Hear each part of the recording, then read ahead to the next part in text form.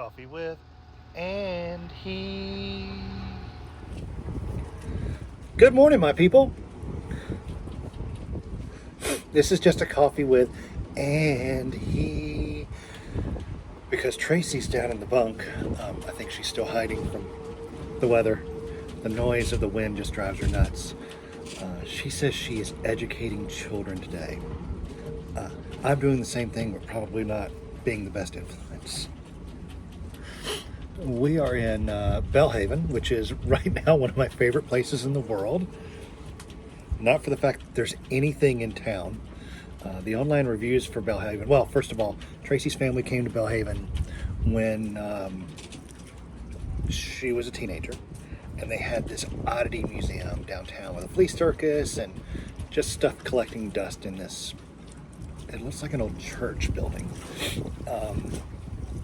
And it didn't survive COVID. I think they could have been more progressive and gone virtual. I'm hoping that the whole collection was sold off to the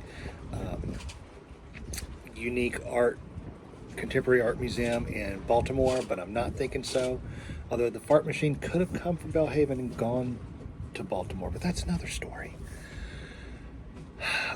Yesterday, Tracy and I did a video. We pounded out through the Alligator Pungo River Canal, and right before we did our video, or right as we were getting off the video, I talked to my buddy Michael, shout out, and he's like, "Be careful of the swing bridge on the Alligator River Bridge." And I assured him we were already through that.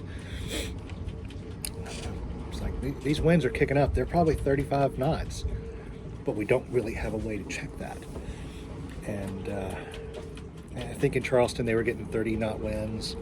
And as soon as we got done with the video, Coast Guard comes on with an announcement. They're closing the bridge. They kept it closed all day yesterday. Winds were nothing to sneeze at. We were pretty good in the canal. We got out, and there's like 4 or 5 anchorages just on the south side of it, and they're really just deserted little spots. Even if there are 3 boats there, they're a half mile away from you.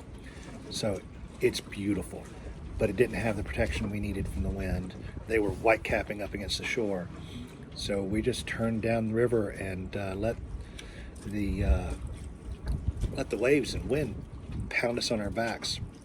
It was only a 10-mile shot, but it felt like a lot longer than 2 hours.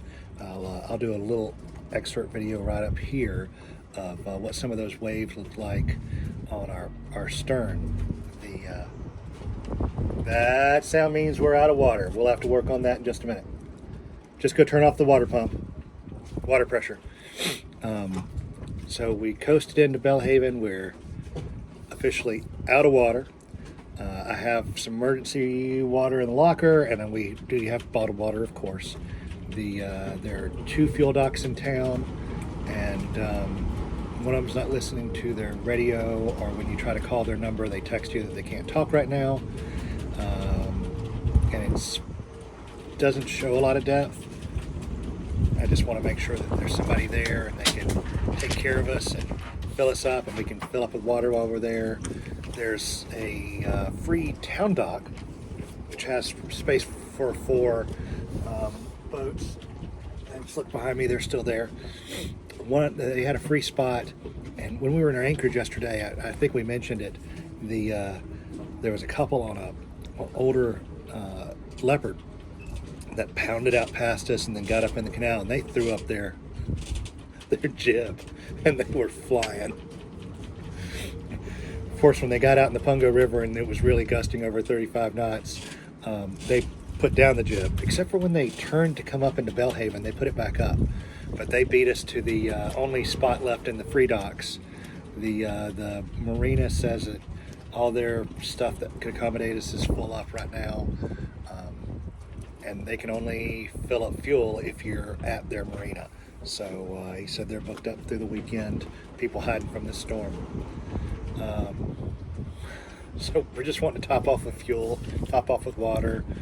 We're not suffering yet. We can put the water in our emergency tanks into the tank and have water through the boat. It's just a little different than city life. I will over here do a picture of the 4 boats that are sitting on the free docks. A lot of these towns, especially, I don't have a lot of experience, but in North Carolina, they get grants to do a town dock or town pier, and they allow, there was one in Great Bridge Lock in Virginia, where they allow transient boaters to tie it for 48 hours for free, as a way just to get people to visit and to learn about their cities and such. I'm not seeing that Belhaven has a whole lot to offer. One of the online reviews was really sad. It said, it looks like the police department moved into a rundown, dilapidated caboose, and the mayor and city council must hate this town. That was the review. Many of the other reviews are, took the dinghy into the free dinghy dock, walked around from one end of the town to the other, and got back in the dinghy, and it took a whole 7.5 minutes. It just looks like a little town that time forgot. Oriental's not much bigger, but they do have a free dock as well. But they have a webcam on their dock, so I can watch and see if anybody's there. Right now, there are 2 free spots on their dock. It's pretty neat stuff. But those people on that Leopard, they were the OG. I mean, they pounded it in here and got that last spot. I would say that they deserve it. Very, very much so. I think we're going to hold off till tomorrow to head south. The wind is slightly less than it was yesterday, but we'd have to cross 2 big bodies, or 2 big rivers, heading south, and especially in North Carolina, when there's not a lot of depth, but when there's any distance, the chop really builds here. Again, I'm new to all this, so I'm not an expert by any stretch or imagination. Yesterday, hopefully, other than anywhere where there's a runoff election, you guys are all done with getting your nonstop spam, text messages, phone calls, whatever, TV, radio ads. Let's just put that behind us and focus on the fun things in life, like friends and family. Go read a book, spend time with your family. It's what we're trying to do here. We've already had our coffees for this morning, so I'm having chai tea. Hold on. Which is pretty good. It kind of reminds me of a recipe my grandmother used to make, which was called Russian Christmas tea, which was like instant tea, tang, and a touch of instant coffee. I'll try to find a recipe of it and put it right here. It was always very, very comforting to me as a kid. Taste it now, probably wouldn't care for it, appreciate it. You guys can hear the wind. The wind's on our bow because we're on anchor. We haven't moved an inch. But if you look at our anchor track, which I'll post a little later, it's like you gave a 4-year-old a crayon and told him to fill up a box. How'd that go? I'll put that right up here. There, not over my face. So I'm trying to do better about doing inserts of videos and things. We filmed episode 2 of But Did You Die yesterday, which is our strange and weird food challenge. After filming that and putting it together and uploading it, I'll publish it this morning. I learn something every time I do this. I've got the computer up now. I'm going to do some editing here on that duck video I promised you guys from the other day, the slow-mo of the juvenile ducks flying off the water in front of us at sunrise. we're just going to make the most of the day. I'm waiting to hear back from the one marina, see if we can go in and get water and fuel, just to make life a little bit easier.